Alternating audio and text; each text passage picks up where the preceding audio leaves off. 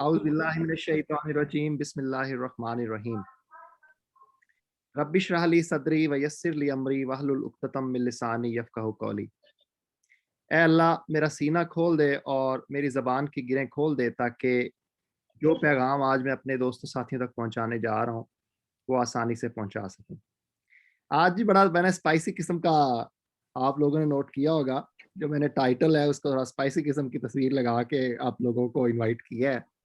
تو آج ہم جو ہے وہ چھوٹی سی صورت ہے سورہ الروم، اس کی بریف سی ایک سمری میں آپ کو پریزنٹ کرنے جا رہا ہوں۔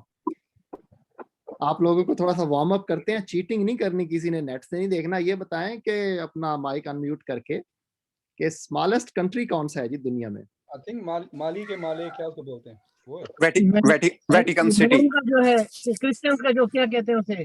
بالکل، سہیل بھائی کا جواب درست ہے، ہارون بھائی کا جواب غلط ہے۔ ویٹیکن سٹی جو ہے نا جی، یہ دنیا کا چھوٹا ترین شہر ہے۔ اور نہیں، مجھے آپ نے مفت کے نمبر دے دیے، جواب کسی اور نے دیا تھا۔ میں دیتا ہی ڈاکٹر صاحب لکو ہی لائے گئے ہو تھی۔ اچھا سوری ایک تو سوری جوس بھی نہیں پیا تو اتنا نمبر بھی کٹی آ رہے ہو میرے ہیں۔ نہیں فلودہ مینو ملے گا، میں نمبر دیتا ہوں۔ اچھا جی، یہ دنیا کا تقریباً میرے خیال ہے 100 کنال کے اوپر ہے جی، دنیا کا اسمالسٹ سٹی کنٹری ہے۔ اور مزیدار بات یہ ہے کہ یہ ایک سٹی کے اندر ہے، اور وہ سٹی جس کے اندر یہ ہے اس کے نام پر آج ہم جو سورت پڑھنے جا رہے ہیں، سورہ روم۔ تو یہ روم جو ہے سٹی، اس کے اندر یہ والا پورا کنٹری، اس کو علیحدہ سے انڈیپینڈنس دی گئی ہے۔ اور جیسے سعید بھائی نے بتایا کہ یہ کرسچینز کا جو کہہ لیں کہ لیڈ کیا جاتا ہے کرسچین ورلڈ کو، کیتھولک کرسچینز اگر مور اسپیسیفکلی ہم اس کی بات کریں تو وہ یہاں سے لیڈ کیا جاتا ہے۔ اور اس کا جو کہہ لیں کہ سربراہ ہے اس کنٹری کا، وہ پوپ اس کو کہتے ہیں، اور آج کل جو پوپ ہے اس کا نام ہے پوپ فرانسس۔ تو یہ ہمارے لیے بڑا امپورٹنٹ ہے کہ ایک تو اس لیے بھی ضروری ہے اس کو جاننا کہ قرآن کے اندر اس کے نام پہ دیکھیں پوری ایک صورت ہے، سورہ روم۔ اور دوسرے نمبر پہ عیسائیوں کے ساتھ ہم رہتے ہیں تو ہمیں ان کی جو بیسکس ہیں اس کا تھوڑا سا آئیڈیا ہونا بہت ضروری ہے۔ یہ تھوڑا سا میں آپ کو پوپ فرانسس کی تصویر دکھانے کے لیے یہ لنک میں نے اسپیشلی اس کے اندر کاپی کیا تھا۔ یہ میں آپ کو ذرا جو کرنٹ پوپ ہے اس کی تصویر بھی دکھا دوں۔ آپ کو سکرین نظر آ رہی ہے جی، یہ ویکیپیڈیا والی؟ ہیلو، ہمیں سلائیڈ نظر آ رہی ہے کیونکہ وہ میرے خیال ڈیفرنٹ ونڈو پہ اوپن ہوئی ہے، ہوا ہے لنک۔ ٹھیک ہے، میں بالکل اس لیے پوچھنا چاہ رہا تھا جی۔ اب نظر آیا آپ کو پوپ؟ جی بالکل اب آ رہا ہے۔ ہاں جی، یہ آج کل جو ہے نا جی، یہ پوپ فرانسس ہے جو کرنٹ پوپ ہے۔ اور یہ کہہ لیں کہ لیڈرشپ ان کے پاس ہے، جیسے ایران کے اندر خمینی جو ہوتا ہے ان کے پاس لیڈرشپ ہوتی ہے جو اہل تشیع کا پورا ہے ان کی۔ اسی طریقے سے جو پوپ ہے یہ پوری کیتھولک کرسچین ورلڈ کو لیڈ کرتا ہے۔ اس کے بارے میں بیسک نالج ہونا ہمارا جو ہے وہ بہت ضروری ہے، لیکن ہم لوگ جو ان چیزوں پہ اتنا غور نہیں کرتے، ہمیں کرنا چاہیے۔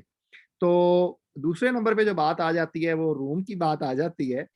تو کوئی دوست بتائے جی روم کہاں پر ہے؟ سوری کیا، say it again؟ روم جو ہے جس کے ہم جو سورت پڑھنے جا رہے ہیں، روم ہے کہاں پہ؟ روم اس کے یورپ میں ہے اور اس کا کلوزسٹ نیبر ہے۔ یار یہ تو تسی وہی گل کیتی نا، نلکا کیتے میرے گھر دے سامنے تے گھر کیتے نلکے دے سامنے۔ اٹلی میں یار جی، اٹلی کا جو کیپٹل ہے، یہ اٹلی کا کیپٹل ہے۔ یورپ آپ نے کہہ دیا سعید بھائی، بہرحال آپ کو بھی آدھے نمبر دے دیتا ہوں، یورپ میں ہی ہے۔ لیٹس موو آن جی، آپ لوگوں کو تھوڑا میں نے وارم اپ کرنا تھا، تو اب ہم آج کے ہمارے جو ٹاپکس ہیں ان کی طرف آتے ہیں۔ تو جو سورہ الروم ہے یہ 30th سورت ہے قرآن پاک کی، اور میڈیم سائز کی صورتوں میں سے نسبتاً چھوٹے سائز کی صورت ہے۔ اس کے 6 رکوع ہیں اور 60 ورسز ہیں، اور یہ مکی زندگی کے مڈل کے اندر پانچویں جو نبوی ہے اس کے اندر یہ صورت نازل ہوئی ہے۔ اور یہ وہی سال ہے جس سال ہجرت حبشہ کا جو ہے وہ ہجرت ہوئی تھی۔ تو مین تھیم ہمارے 3 ہوں گے آج کے، جس کو میں مرکزی خیال کہہ لیں، مین تھیم کہہ لیں۔ 3 ٹاپکس میں اس میں پریزنٹ کروں گا آپ کو۔ ایک تو روم کے حوالے سے بات کروں گا، اور پھر आखिरत और तौहीद के हवाले से हम बात करेंगे। तो ये मैंने इसलिए लगाया था, आप लोगों को पता ही होगा। ये बताएं जी, ये ग्लैडिएटर की मूवी मेरा ख्याल है कि जितने भी नाजरीन हाजरीन है सब ने देखा होगा, हम इसकी कोई पब्लिसिटी नहीं कर रहे, लेकिन ये ग्लैडिएटर की जो सारी मूवी है ये भी रूम के अराउंड ही घूमती है, तो इसलिए मैंने थोड़ा सा इसको स्पाइसेस लगाने के लिए आज के टॉपिक को इसको बीच में इंक्लूड किया है। तो चलें जी, ये मैंने पिक्चर जो है ये रूम की ही पीछे लगाई है आप लोगों के लिए। तो थोड़ा सा रूम का मैं तारुफ आप लोगों को कराता चलूं कि जब ग़ज़वा तबूक हुआ था तो उस टाइम रोमन अम्पायर जो है वो वापस जो है वो रीइंस्टेट हो चुकी थी, और तकरीबन जो आधी से ज़्यादा दुनिया है उस पर उस वक्त जो है वो रोमन अम्पायर का कब्ज़ा था। तो इसके अंदर आप ज़रा अंदाज़ा लगा लें कि ये सऊदी अरब सिर्फ एक रह गया है, और इस तरफ जो है वो पर्शियन अम्पायर जो दूसरी बड़ी ताकत थी उस टाइम दुनिया की, ये है। और बाकी जितनी की जितनी दुनिया है आप ये देख लें, चाहे उसमें इराक है, टर्की है, रोमानिया है, Libya, Egypt, Algeria, France, Italy, ये सारे का सारा जो है ना, यमन, इसमें सारे के सारे ये कंट्रीज, ये रोमन अम्पायर आप जरा अंदाजा लगा लें कि कितनी बड़ी अम्पायर रही है। तो यहाँ पे हम जिक्र करते चलें जी कि ये जब सूरत नाज़िल हुई है तो उस वक्त अभी जो शर्त है उसकी हुर्मत के अभी अहकामात नहीं आए थे, तो शर्त अभी जो है वो अलाउड होती थी। तो हज़रत अबू बकर सिद्दीक रज़ी अल्लाह ताला अन्हु ने किसी के साथ इन आयात के नाज़िल होने के बाद शर्त लगाई। पहले ये आयात पढ़ लेते हैं, फिर मैं उसकी डिटेल आपको बताता हूँ। आयत नंबर 1 से 5 तक है। अलिफ लाम मीम। रूमी करीब की सरजमीन में मगलूब हो गए हैं और अपनी इस मगलूबियत के बाद चंद साल के अंदर वो गालिब हो जाएंगे। अल्लाह ही का इख्तियार है पहले भी और बाद में भी, और वो दिन वो होगा जबकि अल्लाह की बख्शी हुई फतह पर मुसलमान खुशियां मनाएंगे। अल्लाह नुसरत अता फरमाता है जिसे चाहता है, और वो ज़बरदस्त और हकीम है। तो ये अंदाज़ा लगाएं जी उस टाइम दुनिया में जो दो बड़ी ताकतें थीं, इस टाइम ईरान, ये वाला जो मैं आपको नक्शा दिखा रहा हूँ, इस टाइम ईरान जो है वो दोबारा से डिफीट हो चुका था, तो उनकी एम्पायर बहुत कम हो चुकी थी। बहरहाल दुनिया में जो दो बड़ी ताकतें थीं वो ईरान और जो रोम है, इनकी जो ताकतें थी, इनके दरमियान जंग हुई थी उस वक्त में, और रोम को जो है वो बड़ी, रोमन अम्पायर को बड़ी बुरी तरह जो है वो ईरानियों ने शिकस्त देकर उनको, उनका सारा गरूर और उनकी सारी इज्जत खाक में मिला दी थी। तो अब बेसिकली ये थोड़ा सा कॉन्टेक्स्ट को हम समझ लेते हैं कि ये वो वाला ज़माना है कि जब मुसलमानों की सारी जो हमदर्दियां हैं वो क्रिश्चियंस के साथ थी, ईसाइयों के साथ थी। और इसकी वजह यही है कि मुसलमानों को ये आस थी कि ये लोग भी अहले किताब हैं और ये सबसे ज़्यादा जो हैं वो इस्लाम के करीब हैं। और उस वक्त चूँकि मुसलमानों ने हिजरत हबशा भी की थी, और वो भी आपको पता है कि जो नजाशी कह लें या हबशा का जो लीडरशिप थी उसको नजाशी कहते हैं, वो जो थी वो भी ईसाई सरजमीन थी जिन्होंने मुसलमानों को पनाह दी हुई थी। तो मुसलमानों की सारी हमदर्दियां जो हैं वो ईसाइयों के साथ थी। लेकिन जब ये जंग रूनुमा हुई तो एक तरफ ईसाई हैं और दूसरी तरफ आतिश परस्त जो है वो ईरान है, जो कि अहले किताब नहीं है। और इसी तरह जो अरब के अंदर सीन चल रहा है वो ये है कि एक तरफ मुसलमान है और दूसरी तरफ जो कुफार मुशरिक हैं वो अहले किताब नहीं है। तो ये मुसलमानों और जो दूसरे मुशरिकीन हैं उनके दरमियान ये एक टसलबाजी चल रही थी कि जी देखना, मुसलमान कहते थे ईसाई विन होंगे, और जो दूसरे लोग हैं वो कहते थे जी कि नहीं, ईरान वाले विन होंगे, और दोनों टॉप की ताकतें थी उस टाइम दुनिया के अंदर। तो अब इसी, जब जो आउटकम निकलती है इस जंग की, तो उसमें रोमन अम्पायर को शिकस्त हो जाती है।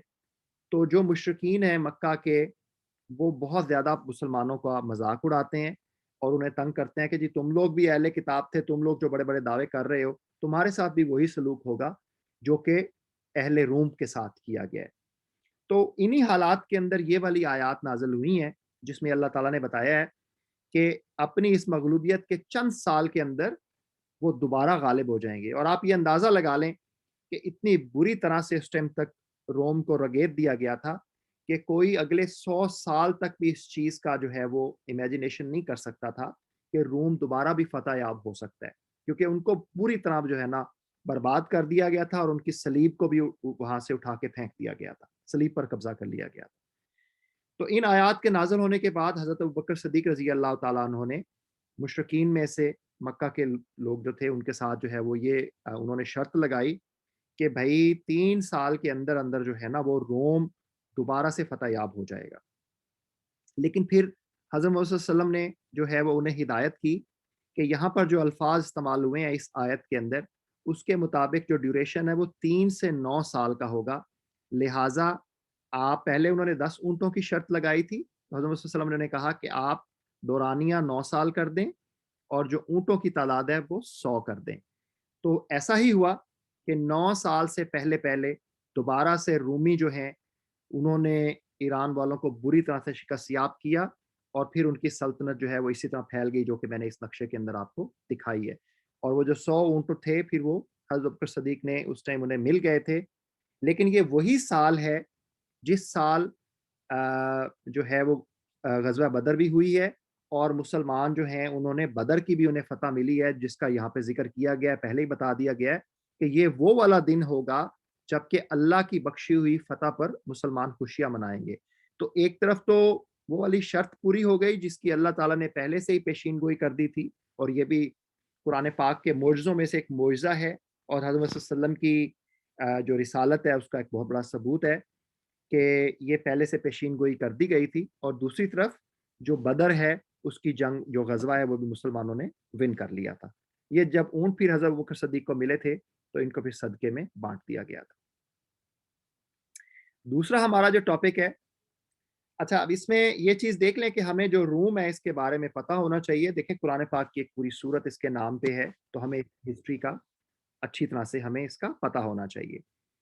تو اب ہم اپنے دوسرے ٹاپک کی طرف چلتے ہیں۔ توحید کے حوالے سے بات ہوئی ہے اس سورت کے اندر، تو اللہ تعالیٰ نے کہا ہے جی کہ جو جتنا بھی اس دنیا کا نظام ہے نا، وہ انسان کی پیدائش سے لے کے باقی بھی جتنی چیزیں ہیں وہ سارے کا سارا انتظام جو ہے، جو ساری کی ساری جو کریشن ہے وہ سارا کچھ تو میں چلا رہا ہوں۔ اس کی نشانیوں میں سے یہ ہے کہ اس نے تم کو مٹی سے پیدا کیا، پھر یکا یک تم بشر ہو کر زمین میں پھیلتے جا رہے ہو۔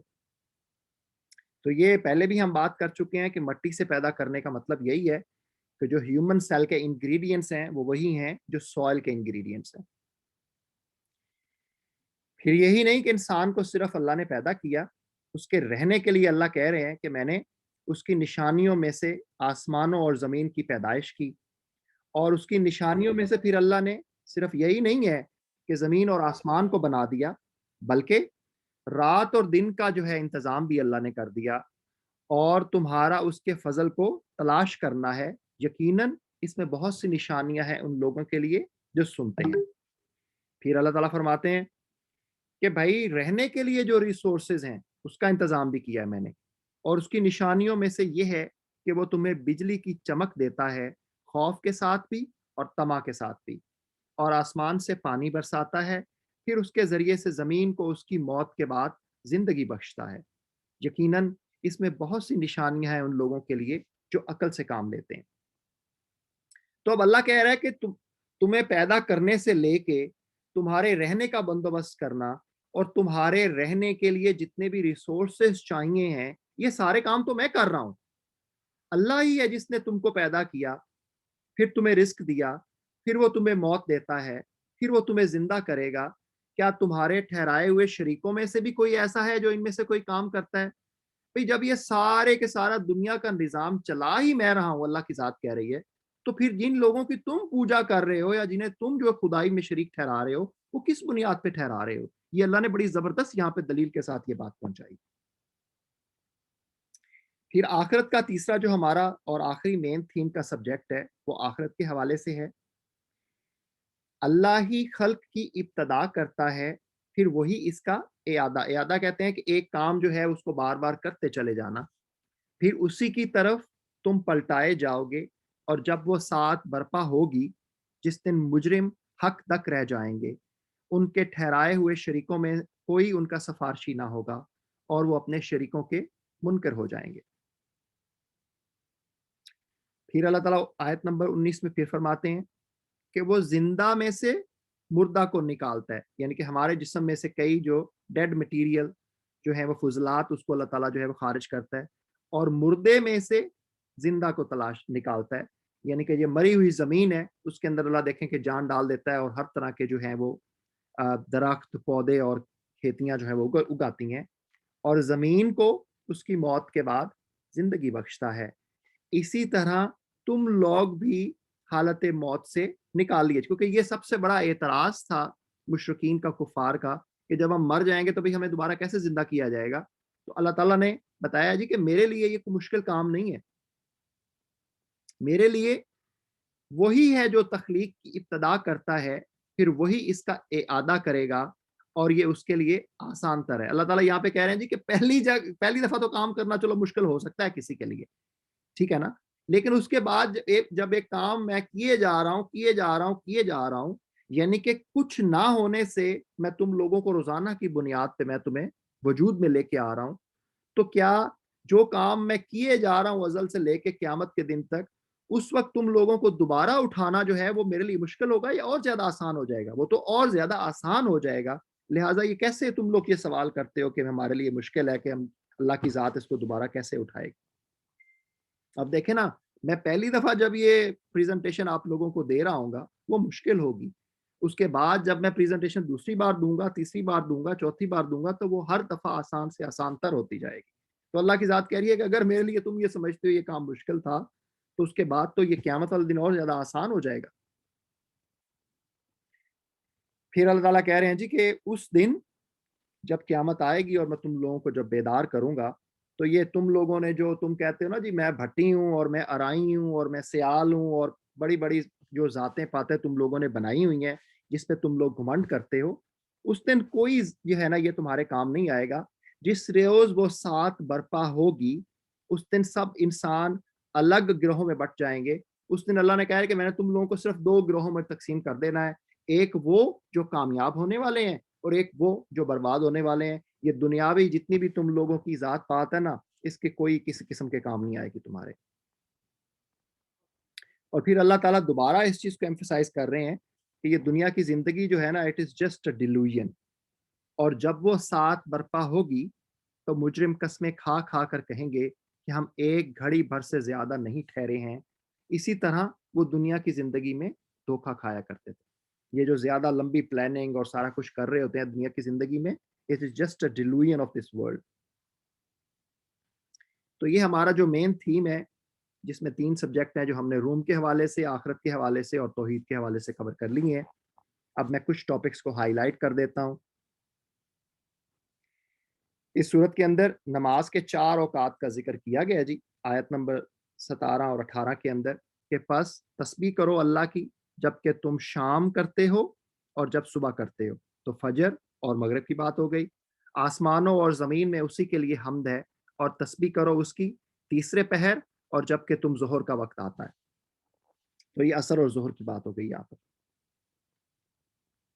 अच्छा जी, तौबा का दरवाज़ा कभी बंद भी होता है? हम बचपन से सुनते आ रहे हैं जी तौबा का दरवाज़ा तो कभी बंद नहीं होता।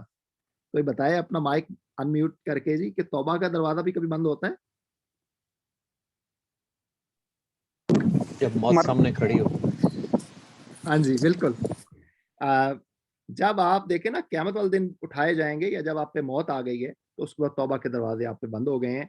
बस वो दिन होगा जिसमें जालिमों को उनकी माजरत कोई नफा न देगी और ना उनसे माफी मांगने के लिए कहा जाएगा। क़यामत वाले दिन जब जो है ना अल्लाह ने कहना है कि अब कोई माफी शाफी तौबा शोबा कोई नहीं कबूल होनी।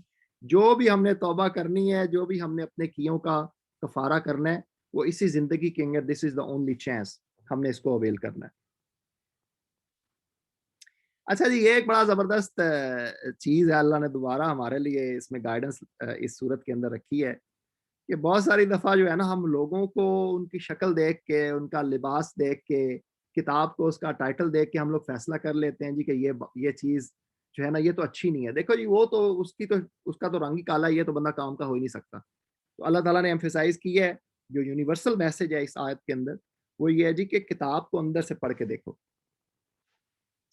लोग दुनिया की जिंदगी का बस जाहिरी पहलू जानते हैं और आखिरत से वो खुद ही गाफिल हैं। क्या उन्होंने कभी अपने आप में गौर व फिक्र नहीं किया تو یہ جو ظاہری ہے نا، جو اپیرنٹ آپ کو چیز نظر آ رہی ہے، بعض اوقات وہ ضروری نہیں ہے کہ وہ درست میننگ آپ کو پتہ چل رہے ہیں اس کو دیکھنے سے.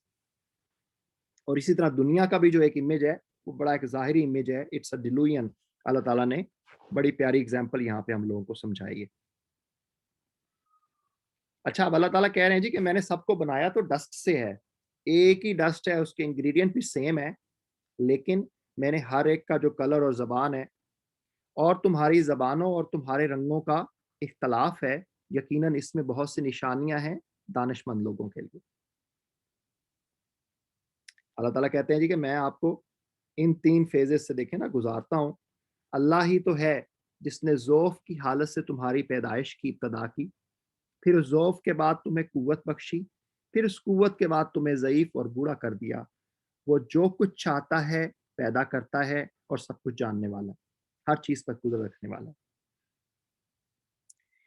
اچھا جی، یہ بڑا زبردست ٹاپک ہے اور اس کو تھوڑا سا آپ لوگ جو ہے نا سیریسلی اس کو لیں، کیونکہ آج کل جو سوشل میڈیا کا دور چل رہا ہے اس میں ایک بہت ہی انوائنگ فیکٹر ہے کہ جو آج کل ہر طرح کے جو لطیفے بنائے جا رہے ہیں، جو جوکس بنائے جا رہے ہیں، وہ اس رشتے کے اوپر بنائے جا رہے ہیں، جو کہ دیکھیں نا اللہ تعالیٰ یہاں پہ ہمیں کیا بتا رہے ہیں.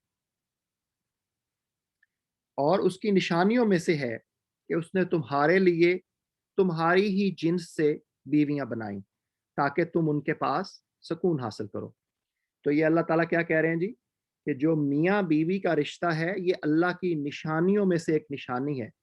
دیکھیں نا، ایک عورت ہے جس کی طرف آپ کو دیکھنے کی بھی پرمیشن نہیں ہے، اور جب اللہ کی اجازت سے چند کلمے آپ دونوں پڑھ لیتے ہیں تو وہ جو عورت ہے آپ کی زندگی کا قریب ترین ساتھی بن جاتی ہے. تو اللہ تعالیٰ اس چیز کو ڈسکرائب کر رہے ہیں کہ یہ میری نشانیوں میں سے، میرے سائنز میں سے، میرے معجزوں میں سے ایک معجزہ ہے. اور دیکھیں نا کہ میاں بیوی جو ہیں ایک دوسرے کے پاس سکون حاصل کرتے ہیں. آپ جو ہیں پورا دن ڈیوٹی کر کے آتے ہیں، شام کو آپ آتے ہیں تو میاں بیوی ایک دوسرے کے پاس بیٹھ کے جو ہے نا وہ کہتے ہیں دیکھو جی کہ آپ گھر آ گئے ہیں، مجھے تو سکون مل گیا.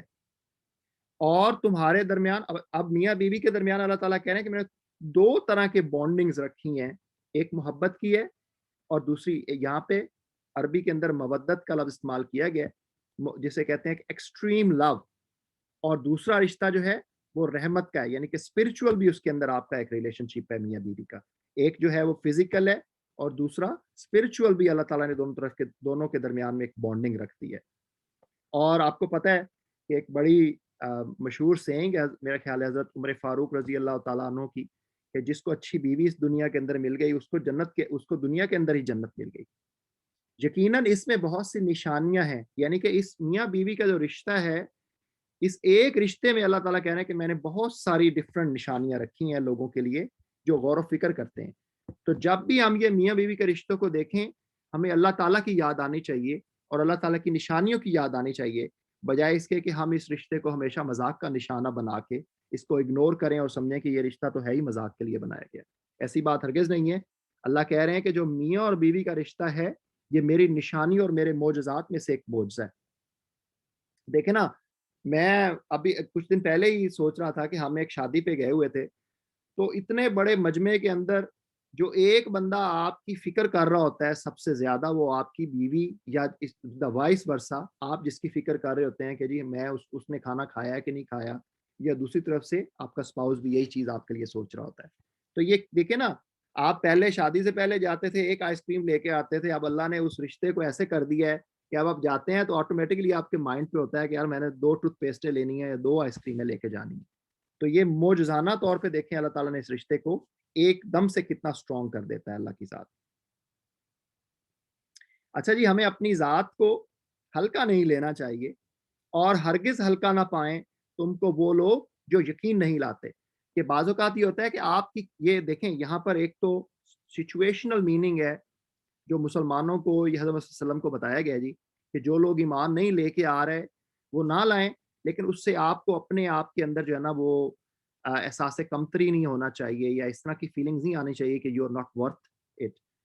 اور دوسری طرف اس کا یونیورسل میننگ ہے کہ جو لوگ بھی آپ کی کیپیبلٹیز کے اوپر ایمان نہیں لا رہے یا آپ کی کیپیبلٹیز کو کا ادراک نہیں کر رہے، اس کی وجہ سے آپ کسی डिप्रेशन में या किसी इंफीरियरिटी कम्प्लेक्स में आपको जाने की जरूरत नहीं है, एज लॉन्ग एज के you are on the right track, ठीक है ना। और इसी के लिए अल्लामा इकबाल जो है वो क्या फरमाते हैं, वो कहते हैं जी यकीन मुहकम अमल पहम मोहब्बत फातह आलम, जहाद जिंदगानी में ये है मर्दों की शमशीरें, कि अगर आपका यकीन पुख्ता है ना अपनी कैपेबिलिटीज के ऊपर और अल्लाह की ज़ात के ऊपर, तो फिर आपको ज़िंदगी का ये जो जिहाद है, जो ज़िंदगी का ये जो मुश्किल मरहले हैं, उसमें जो है फतह ही फतह आपको मिलेगी।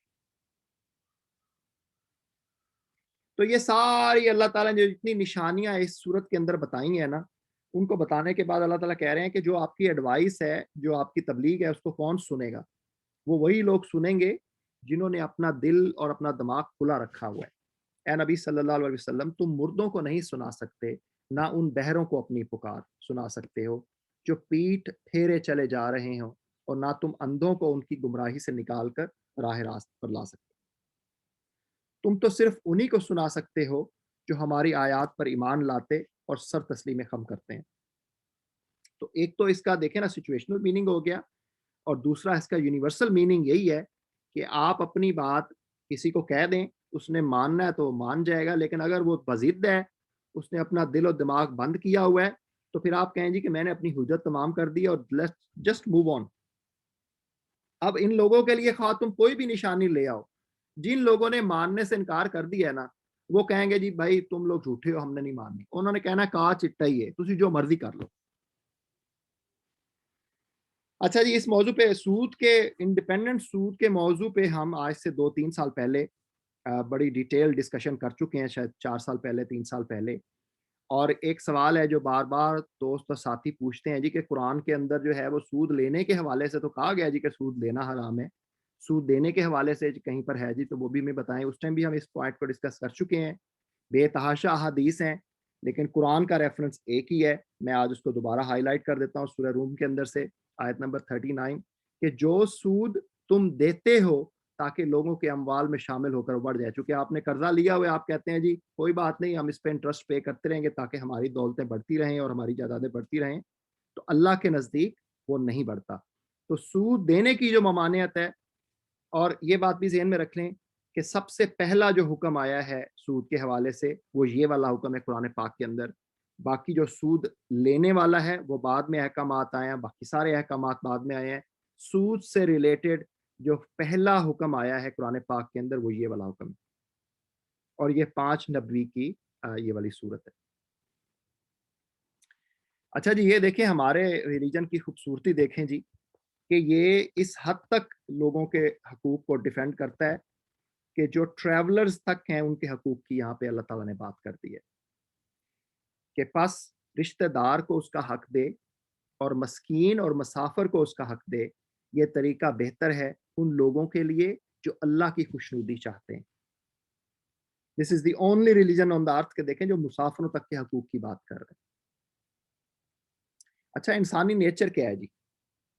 बड़ा जो है ना, इंसान बड़ा नाशुक्र है कि जब हम लोगों को रहमत का जायका चखाते हैं तो वो इस पर फूल जाते हैं, और जब उनको अपने किए करतूतों से उन पर कोई मुसीबत आती है तो वो यकजक मायूस होने लगते हैं। तो ये इंसान की जो नेचर है ना, वो इस तरह की है। अब ये एक बड़ा क्रिटिकल इशू है जी हमारी पूरी उम्मत का, पूरी कौम का, कि हर बंदा कहता है जी कि उसने अपने गिर्द एक जो है ना वो बनाया हुआ है हल्का, और वो कहता है जी मैंने इससे बाहर गर्दन निकाल के नहीं देखना, मैं जिस तरीके पे मैं चल रहा हूँ ना, मैंने बस उसी पे चलना है, मैंने किसी और चीज को ना स्टडी करना है, ना किसी की बात सुननी है, ना कोई और जो है ना हमने अपने तौर पर रिसर्च करनी। अल्लाह की तरफ रुजू करते हुए कायम हो जाओ और डरो उससे, और नमाज कायम करो, और ना हो जाओ उन मुशरिकीन में से जिन्होंने अपना अपना दीन अलग बना लिया है और गिरोहों में बट गए हैं। हर एक गिरोह के पास जो कुछ है वो उसी में मगन है। तो हम लोगों ने भी आजकल यही वतीरा बना लिया। अल्लाह हमें मना कर रहा है कि ये काम नहीं करना। उन्होंने कैथोलिक अलहदा बन गए, प्रोटेस्टेंट अलहदा बन गए, कोई और अलहदा से बन गए, ईसाई, ठीक है ना, हर एक ने इस तरह के फिरके बना लिए। तो हमने क्या किया है जी कि अल्लाह मना कर रहा है, लेकिन हमने भी किया जी कि हमने अपने फिरके बना लिए। अब जिससे हम बात करते हैं ना यार कि इसको लेबल ना करो अपने मसलक को, वो कहते हैं जी नहीं, अल्लाह ने खुद कहा था कि हजूर सल्लल्लाहु अलैहि वसल्लम ने कहा था 72 फिरके बनने ही बनने हैं, तो इसका मतलब है कि हमने बना के छोड़ने हैं, ठीक है ना। اللہ نے جو منع کیا اور نبی صلی اللہ علیہ وسلم نے منع کیا اس پہ نہیں ہم نے بات کرنی اور اس کو نہیں سننا ہم نے. اچھا جی، پھر وہی بات ہم پہلے بھی یہ ڈسکس کر چکے ہیں کہ ہر مسلمان بچہ جو ہے وہ مسلمان ہی پیدا ہوتا ہے. قائم ہو جاؤ اس فطرت پر جس پر اللہ تعالیٰ نے انسانوں کو پیدا کیا ہے. اللہ کی بنائی ہوئی ساخت بدلی نہیں جا سکتی، یہی بالکل راست اور درست دین ہے. صدق اللہ العلی العظیم جی. جو ٹیک ہوم میسیجز ہیں یہ ہماری آج کی شارٹ سی پریزنٹیشن مکمل ہوئی چاہتی ہے. اس میں یہی ہے جی کہ روم کے نام پہ پوری اللہ نے ایک صورت اتاری ہے، لیکن ہمیں روم کے حوالے سے کچھ بھی نہیں پتا. تو بہت ضروری ہے کہ روم کی ہسٹری اور اس کی ریلیونس، رومن امپائر کی ریلیونس، اس کے حوالے سے ہم ڈیٹیلڈ اسٹڈی کریں، خود بھی اویئرنیس ہو ہمیں اور دوسروں تک بھی ہم اس کو پہنچائیں. اور جب بھی آپ اپنی بیوی کو دیکھیں یا بیوی آپ کو دیکھے، یہ اللہ کی ایک نشانی ہے، یہ تمسخر اور مذاق کی جگہ نہیں ہے. اس کو اللہ کی نشانی سمجھ کر ہم رب کا شکر ادا کریں کہ اس دنیا میں ایک ایسا رشتہ ہے جو ہر وقت آپ کی کیئر کر رہا ہے اور آپ اس کی کیئر کر رہے ہیں. اور پھر وہی بات آ جاتی ہے کہ یہ دنیا جو ہے یہ ایک دھوکے کے سوا کچھ بھی نہیں ہے. اور last but not the least کہ بھائی اپنی کیپیبلٹیز اللہ پر ایمان لانے کے بعد جو ہیں اپنی کیپیبلٹیز کے اوپر ٹرسٹ کریں تو انشاءاللہ اللہ تعالیٰ جو ہے وہ آپ کو کامیابیاں دے گا. اپنے آپ کو کبھی بھی ہلکا نہ لیں. صدق اللہ العلی العظیم. جو کچھ میں نے پڑھا ہے جی اس میں اللہ تعالیٰ ہمیں سمجھنے کی، عمل کرنے کی اور آگے پہنچانے کی ہمیں توفیق عطا فرمائے. میری جو بھی غلطیاں کوتاہیاں ہیں اس کے لیے اللہ سے اور آپ لوگوں سے معافی چاہتا ہوں. اوپن فار ڈسکشن جی. کوئی آپ لوگوں کے کویسچنز ہیں، کمنٹس ہیں تو مائک انمیوٹ کر کے اس کو ہم کیٹر کر لیں. بھائی میں تھوڑا سا کہوں گا just for the sake of knowledge, شاید میں غلط ہوں تو میری کریکشن کیجیے گا، کہ جو توبہ کے حوالے سے بات آپ نے پوچھی تھی تو جتنا میرا نالج ہے اس کے حوالے سے جو کہا گیا ہے کہ آئی تھنک قیامت تک جو ہے وہ آپ توبہ کے دروازے کھلیں. اور اس کی مثال ایسے ہے کہ جیسے جب فرعون جب مرنے لگا تھا وہ اس سارے طوفان میں، تو حضرت جبرائیل علیہ السلام نے ان کے منہ میں مٹی یعنی مٹ جو ہے اس کو ان کے منہ میں ڈال دیا تاکہ کہیں ایسا نہ ہو کہ وہ اینڈ اس وقت پہ معافی نہ مانگ لے اللہ سے، اور اللہ تو غفور رحیم ہے، وہ معاف کرنے والا ہے. تو انہوں نے اس کے منہ میں وہ مٹ ڈال دیا. تو شاید ڈاکٹر عمار صاحب بات کر رہے تھے، وہ کہتے کہ جب موت سامنے ہو تو تب بھی توبہ قبول نہیں ہوتی. تو یہ بات میں نے پہلے نہیں سنی، تو اگر اس پہ کوئی وضاحت فرما دیں. بے شک ڈاکٹر عمار صاحب بتا دیں اس پہ. موت جب آ چکی ہو، دیکھیں وہ جو فرعون والا معاملہ ہے وہ تھوڑی سی ڈیفرنٹ سچویشن ہے ہارون بھائی. میں اپنا کنسیپٹ آپ کو بتا دیتا ہوں، مار بھائی بھی فورم پہ ہیں. تو دیکھیں جن قوموں پہ عذاب آیا نا وہ بیسیکلی یہ ہے کہ جب جو قومیں معجزوں کی ڈیمانڈ کرتی ہیں اور کہتی ہیں کہ بھائی اگر آپ سچے نبی ہیں تو آپ معجزہ لے کے آئیں، تو جب ان کی ڈیمانڈ فلفل ہو جاتی ہے اور وہ لوگ ایمان نہیں لے کے آتے، اللہ کی حجت تمام ہو جاتی ہے، تو پھر اللہ تعالیٰ ان پر عذاب لے آتے ہیں، جیسے کہ فرعون کی اگر آپ نے مثال دی ہے. اور جب وہ عذاب آ جاتا ہے تو اس کے بعد کسی کی بھی توبہ قبول نہیں ہوتی. اور میں پہلے عرض کر چکا ہوں کہ اس پوری کائنات کے اندر حضرت یونس علیہ السلام کی قوم واحد قوم ہے جس کو یہ ایکسیپشن حاصل ہے کہ عذاب آنے کے بعد، عذاب کے سارے آثار نمودار ہونے کے بعد اس قوم کو اللہ نے معاف کیا تھا. لیکن جنرل جو اللہ تعالیٰ کا قانون ہے وہ یہی ہے کہ عذاب آنے کے بعد جو ہے وہ کسی قوم کو معاف نہیں کیا جاتا. تو یہ جو آپ نے فرعون والی مثال دی ہے وہ اس حوالے سے ہے. لیکن جنرلی اسپیکنگ جو ہم اگر بات کریں، یونیورسل لا اللہ کا یہی ہے کہ موت جب تک آپ کو امبریس نہیں کر لیتی اس ٹائم تک آپ کی توبہ قبول ہو سکتی ہے. جب موت آپ کو آ جاتی ہے تو اس کے بعد توبہ کے دروازے اللہ تعالیٰ بند کر دیتے ہیں. ہاں کچھ چیزیں ہیں، صدقہ جاریہ کی بات کی جاتی ہے کہ اس کا جزا آپ کو ملتا رہتا ہے، آپ کی موت کے بعد بھی چلتا رہتا ہے. اور یہ تھوڑا سا ایک لینتھی ٹاپک ہے، اس کو ہم کسی ٹائم دوبارہ ڈسکس کر سکتے ہیں. اور اسی لیے اس صورت کے اندر جو پرٹیکولرلی بات کی گئی ہے وہ قیامت کے دن کی بات کی گئی ہے کہ جب اللہ کے سامنے آپ حاضر ہو جائیں گے اور آپ کا میزان جو ہے وہ صحیح غلط کا نکال کے نتیجہ آپ کا ڈکلیئر کر دیا جائے گا. کیونکہ وہ ایگزامینیشن جس فیز سے ہم گزر رہے ہیں اس کے ریزلٹ اناؤنسمنٹ کا ڈے ہے. اس دن کسی کی بھی توبہ، کسی بھی قسم کی جو ہے نا وہ عذر توبہ قبول نہیں کی جائے گی. تو اس صورت میں پرٹیکولرلی اس حوالے سے مینشن کیا گیا ہے. عمار بھائی کچھ ایڈ کرنا چاہیں گے آپ؟ جی میں ایک بات ضرور کہنا چاہوں گا، وہ یہ ہے، بڑی پریکٹیکل بات میں نے سنی پچھلے دنوں کہ ایک تو یہ سوال ہے نا کہ اللہ تعالیٰ توبہ جو ہے وہ کب تک قبول کرتے ہیں. تو بتانے والے نے یہ بتایا کہ آپ کا ایٹیچیوڈ جو ہے اس کو اگر آپ ماڈیفائی کر لیں تو آپ کو اس فکر میں پڑے رہنے کی ضرورت ہی نہیں پڑتی. اور وہ کیسے؟ انہوں نے مثال دی کہ حضور صلی اللہ علیہ وسلم جب کبھی کوئی بات کرتے تھے ان کی ہر حدیث اٹھا کے دیکھ لیں، ان کی ہر نصیحت جو انہوں نے صحابہ کو کی وہ اٹھا کے دیکھ لیں، ایون اپنے دشمن کے ساتھ جو انہوں نے بات کی وہ بھی اٹھا کے دیکھ لیں. اول تو انہوں نے کسی کو دشمن سمجھا ہی نہیں تھا، لیکن جو ان کے بن گئے تھے ان کے ساتھ بھی تو ان کی ہر بات جو ہے وہ ایک میں سے دو باتوں کے اوپر اس کا اختتام ہوتا تھا.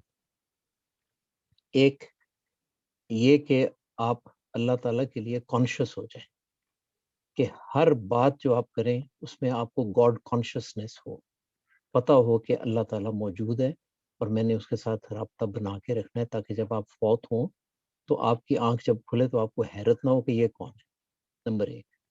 اور نمبر دو، آخرت کو ہمیشہ یاد رکھیں کہ میں جب مر جاؤں گا تو پھر کیا ہوگا. تو اپنا ہر عمل جب آپ کریں تو سوچیں کہ اوہ اگر میں اگلے لمحے چلا جاؤں تو میرا یہ عمل جو ہے مجھے کہاں پہ کھڑا کرے گا، تاکہ آپ کو پھر وہاں پہ چونکا دینے والی بات نہ پیش آئے.